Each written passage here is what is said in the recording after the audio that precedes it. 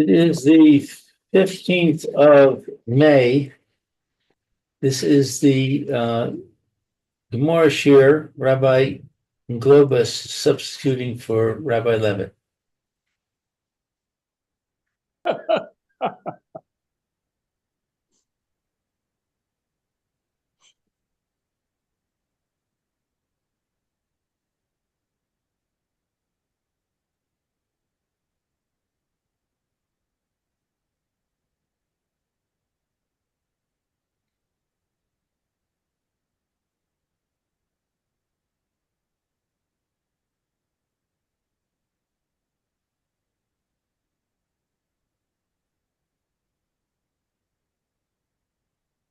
Okay, I'm back with the Bava Metzia. I think it would be appropriate to say, how silly of me.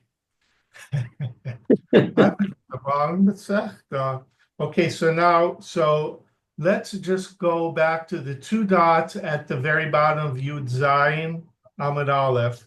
That's for my sake. Amar Rabbi Bar Abba, Amar Rabbi Yochanan, Atoen Achar Maise Beis Din, Lo Amar Klum.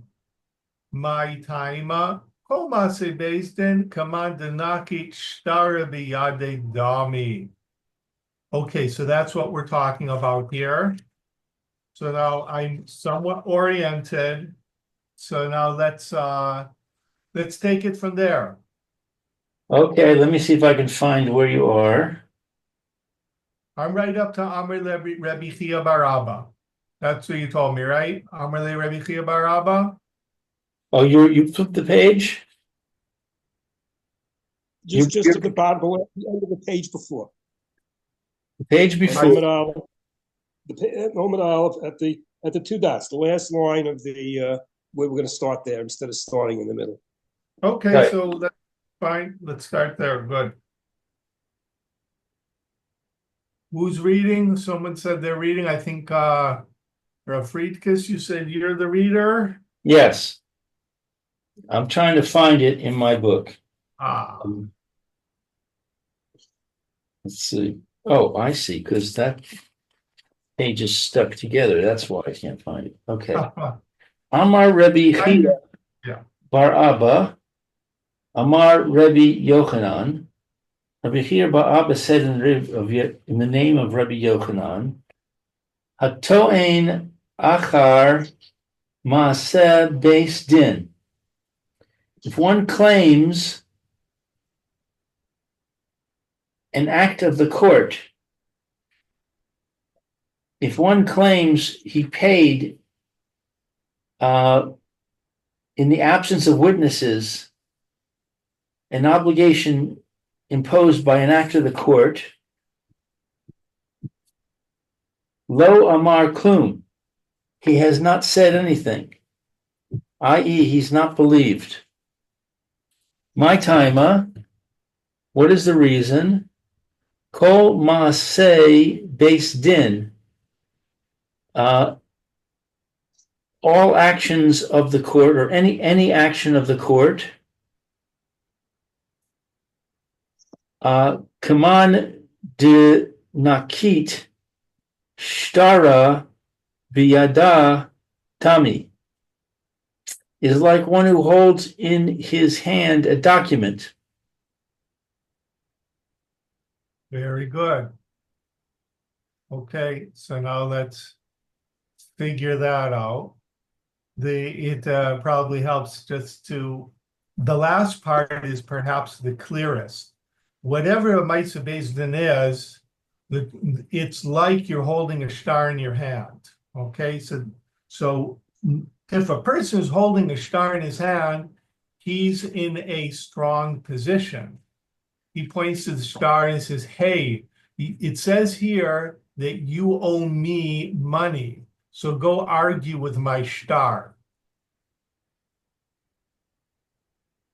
And then the person who's trying to argue the star, he's got to prove that he doesn't owe the money because the star says he does.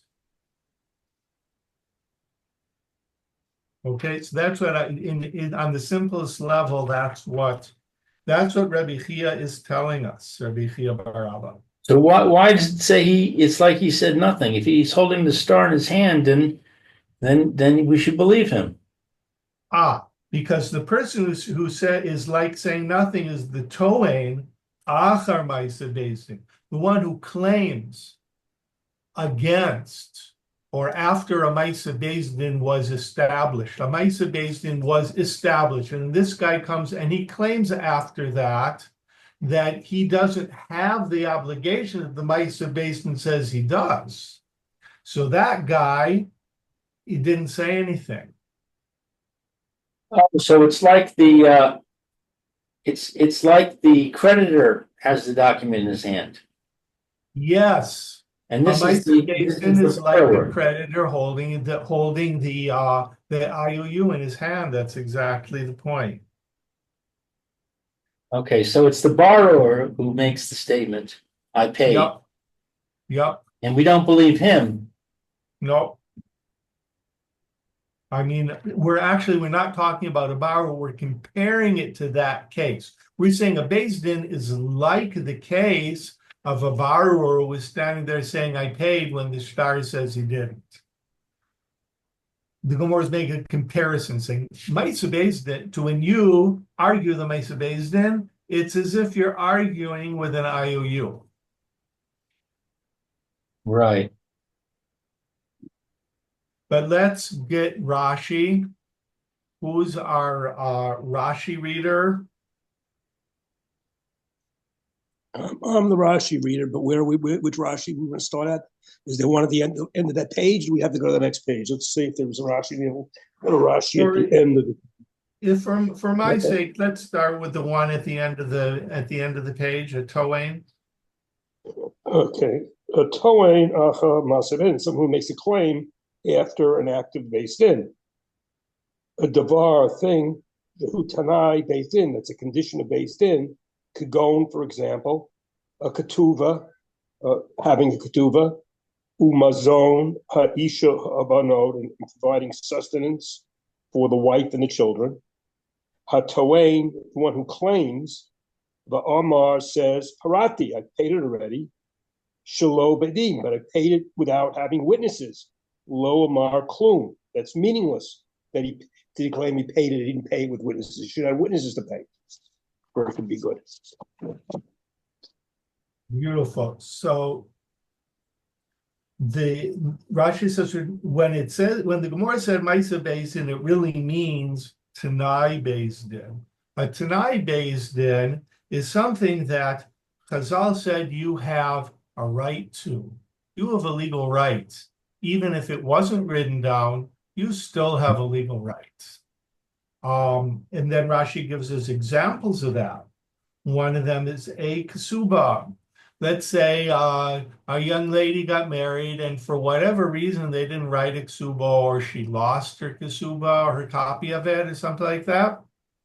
So now, if the husband divorces her or dies, we don't say, "Hey, you don't have a ksuba."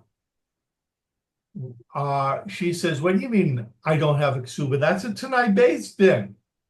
That's my legal right." The Chazal said I have a legal right to this, with or without the shtar. It's a law. It's a legislation. And another example of that would be the mazon at Yishav Abanos. That's what we would call alimony payment. Okay. So let's say the husband, he divorces his wife and he says, yeah, but I don't want to pay alimony. So they say, what do you mean you don't want to pay alimony? That's her right. She has a right to alimony with or without any written document. It's just, that's a law. You got to do that. You got to pay her.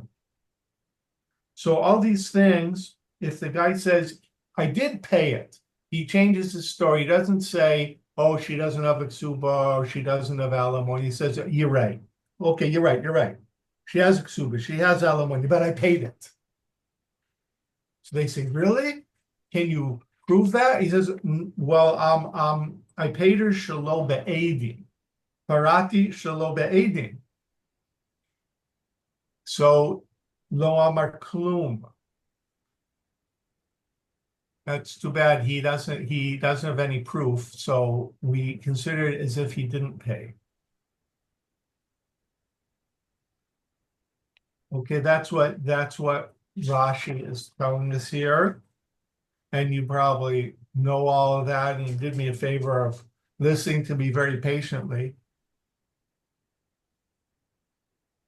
So let's see. So we really need to continue the Gemora because there's no more Rashi, right? Okay. Let me see if there's one here on the top of the page, the next page, if that's connected to it. Bimkom she'ain. Yeah, in a place. Nope. So we haven't gotten to. Yeah, I don't think. Didn't get there yet. No. All right. So Amar le Rabbi Chia bar Abba, the Rabbi Yochanan. Rabbi Chia bar Abba told Rabbi Yochanan, "Velo mish not senu he zu." Mm-hmm. Is this not already learned in our Mishnah? Mm-hmm. Hotzia get. If a woman produces a get, the ain imo kesuva, and she doesn't have a kesuva, gova kesuvatsa. That's right. She may nevertheless collect her kesuva.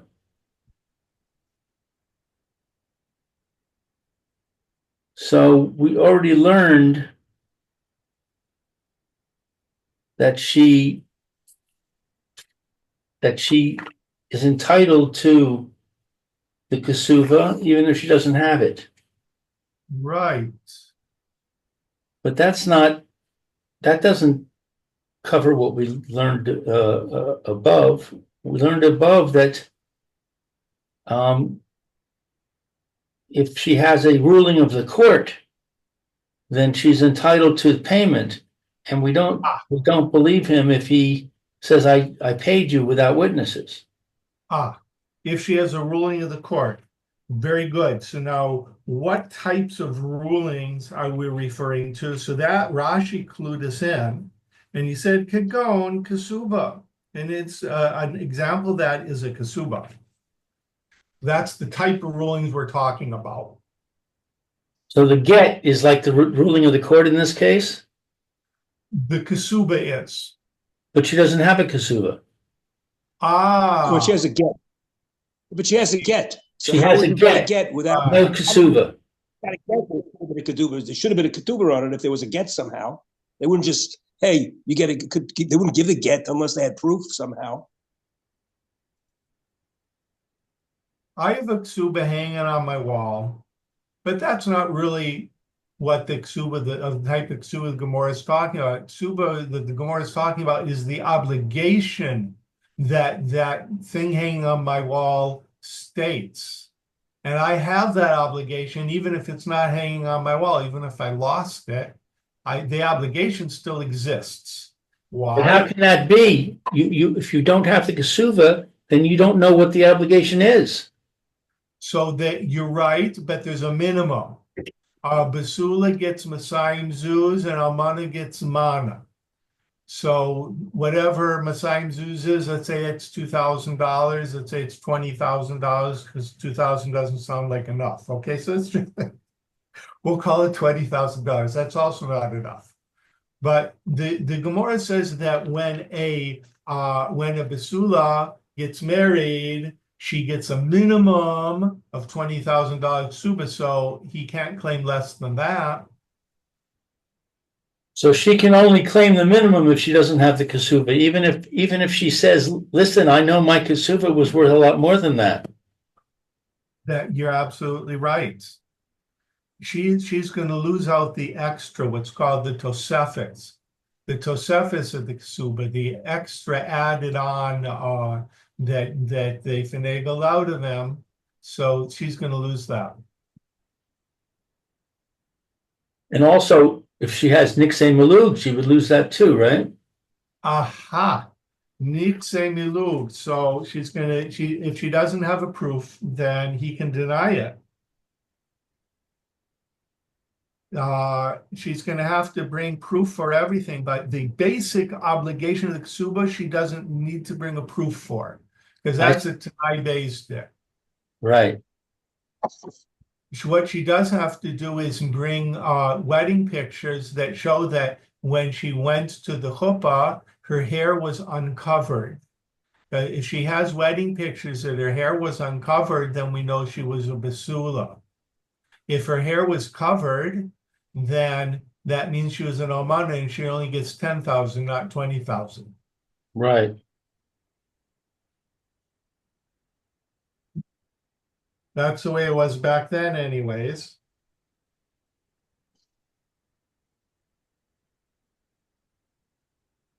Okay, weiter. Weiter. Amar le, Rav Yochanan said to Rav Chia, "E lav de delay lach chespa. If I did not lift up your shard, lo mash kechas Margalisa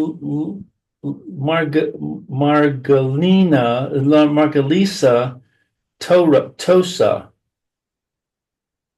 you would not have discovered the pearl underneath it." Mm-hmm. That's a good line. So the English says, "If I had not taught my ruling, you would not have induced the generality from that Mishnah." So what is it saying? What is it saying? It's saying that since I explained to you what the Mishnah means, then you understood the Mishnah, and then you quoted me the Mishnah. But if I hadn't explained it to you, you wouldn't have known what that Mishnah meant. Right? He says, Rabbi Chia says to him, "Hey, that's no chiddush what you're telling me.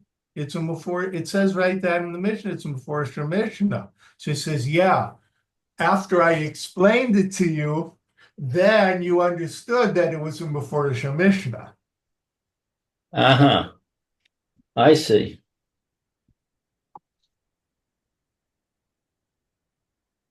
Okay. Amar Abaye.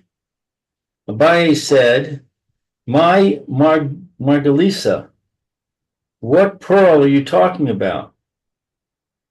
Dilma b'makom she'ein kosvin kesuba askinan." Perhaps in a place where there is not the writing of a kesuva we're talking about. In other words, it's not customary to write a kesuva in the town where the couple lives or where they were married. The get chayinu kesuva sa, for there a get is in place of her kesuva. Right. Aval b'makom shekosvin kesuva, but in a place where they do write a kesuva, I nikita kesuba gavya.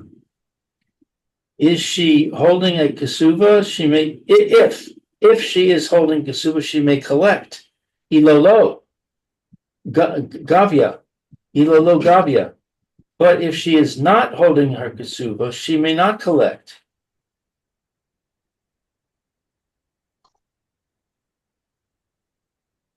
Very good. Very good. So now I would suggest that we read the Rashi before we go off the deep end.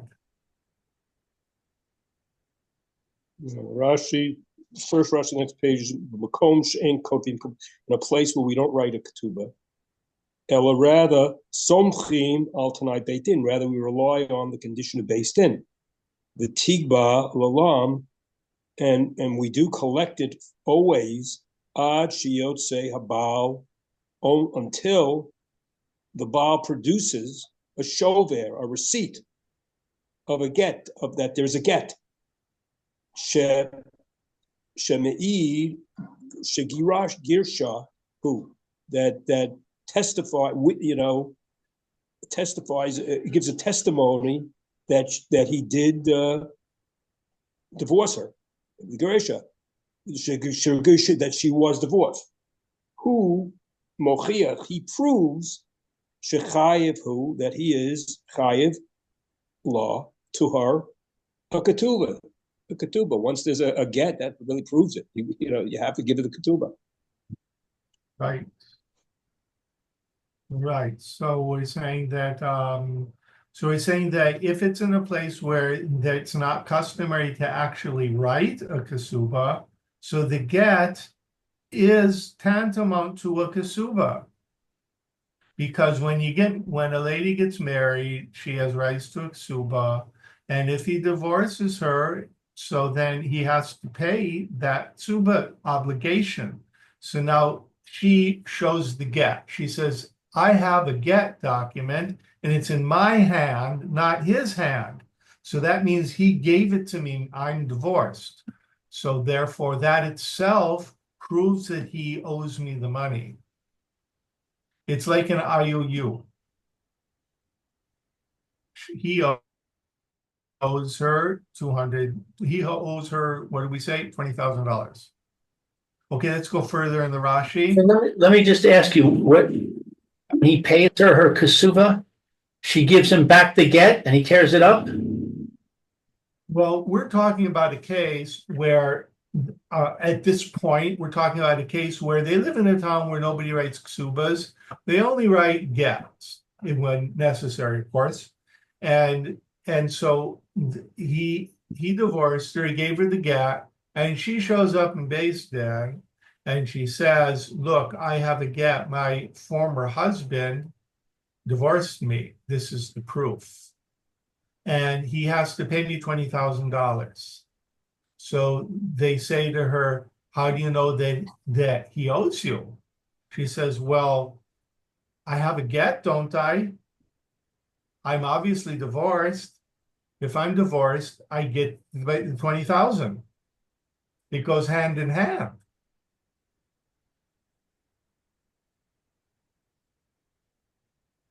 That's her taina. So what I'm asking is, what happens if he pays her? What happens to the get if he pays her? Ah, got your question. He must pay her in front of Adim. Right. Pay her in front of Adim, and if he doesn't, he's going to have to pay her again if she's nasty and doesn't want to admit it. So in other words, if she comes with the get and says, he didn't pay me, and he says, I have witnesses, and the witnesses come in and they say he paid her, then he doesn't have to pay her again, even though she has. Right. He wins. That's what Rashi said at the bottom of Yud Zayin Amud Aleph. He says, Ve'amar parati shelo be'edim lo amar klum. The idea of lo amar klum is when he paid shelo be'edim. But if he has edim, we believe the edim. Edim are hard to beat.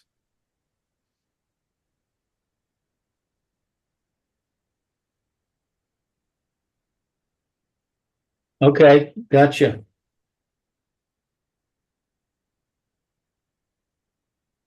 So let's continue on in the Rashi. There's another couple Rashis here. Okay, the next Rashi is Elo, if not Nakit Lo. Nakit is to give it to her? Nakit is holding. Holding it? Yeah. She's not holding. So let's get And then where that came up in the Gemora exactly. Let's get had a hole in her hand. oriented. She had a hole to get in order to get it. She has to have it. Makom shekosmink suba. In a place where they do write a ksuba. Did we beat that part? We did. Yeah, we did. If it's a place where they do write a ksuba, in the kita ksuba, if she's holding a ksuba in her hand, she gets ve'ilo nakitla. If she's not holding it, that's what Rashi is saying. Ve'ilo nakitla. If she's not holding the ksuba, Then low tagbi, she doesn't collect it. She has to have it. yep, If it's because the chayeshin that were concerned, Dilma, Hadara, the Mafke, Ketuva. Hadara is goes back. yes. Let's And okay,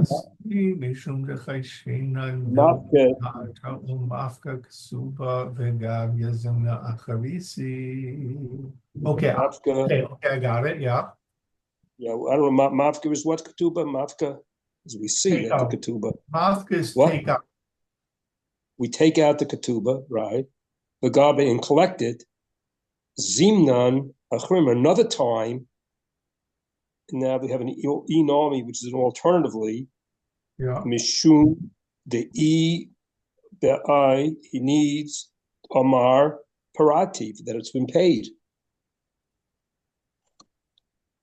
Right. So now let's get oriented. So the Gemara is saying that if they live in a town where they do write a ksuba document, then she has to show the ksuba document, and if not, she's not going to get the 20,000. And Rashi is telling us why she doesn't get the 20,000. It could be for one of two reasons. The first is because we're afraid that maybe she'll take it out another time and collect another time. Hadra umafka ksuba. She'll go back and take out the ksuba somewhere else, let's say, the gavyazim nachrisa, and collect a second time. She'll move from Yerushalayim to Bnei Brak, and then she'll go to the Beis Din in Bnei Brak, and she'll pull out her get, and she'll say, "Hey, he divorced me. He didn't pay me," and he's going to have to pay her again. So, in order to prevent her from doing that, we say, "Show us the ksuba. Let's see the ksuba. Where you got married, hey, they write ksubas over there. So where is your ksuba?" So if she doesn't produce her ksuba, she doesn't get money. Why? Because if we would give her the money anyway, she could collect twice. That's the first explanation, Rashi. The second was a little harder to understand. Inami mishum di ibai amar karate. So here what we're saying is he could say, "I paid it." This is another reason why she can't get unless she shows the ksuba document, because he could say, "I paid it."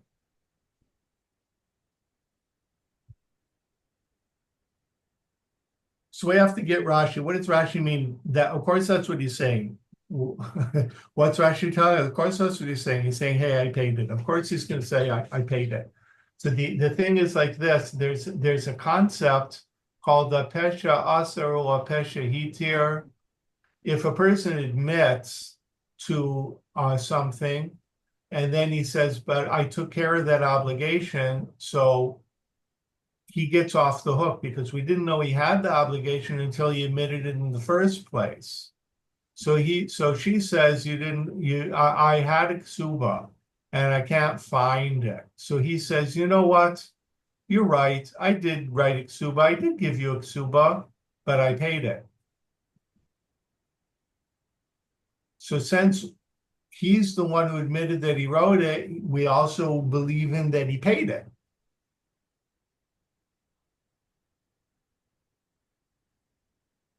Does that make sense to anybody? Yeah, that makes sense. Good. Okay, so let's just, we're gonna run out of time in a couple minutes, I see. So let's just recap.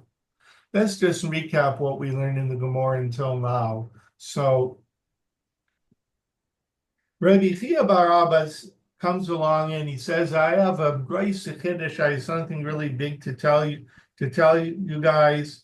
He says a person who makes a claim against a Maisa Bezin such as a Kesuba, he's not believed. Lo Amar Klum. So Rabbi Chia bar Abba, he says to Rabbi Yochanan, he says, I don't understand what the big chiddush is. That's exactly what it said in the Mishnah. So he responded, yeah, but if I wouldn't have explained to you what the Mishnah meant, you wouldn't have realized it. I gave you a pearl of wisdom and understanding of the Mishnah. So Abaye says, so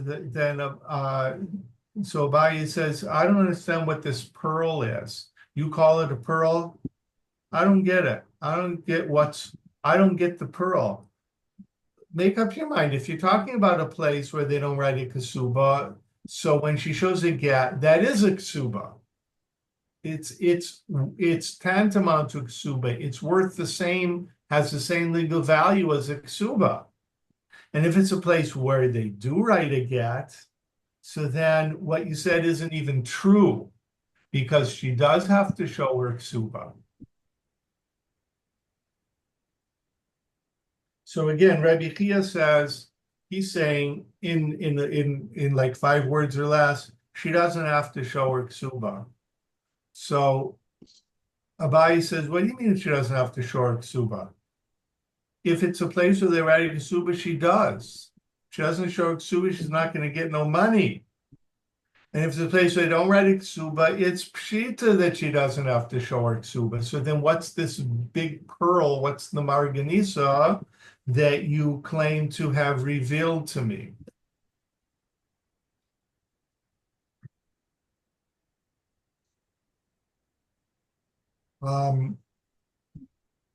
Okay, that's where we're holding at this point. I hope it's clear. If it's not, you should just tell me that I'm not making sense, not being clear or something.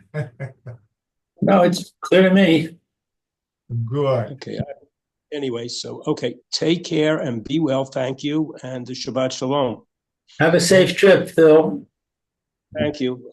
I may, I really don't come back till Wednesday evening, so maybe Thursday. I'll see where I am.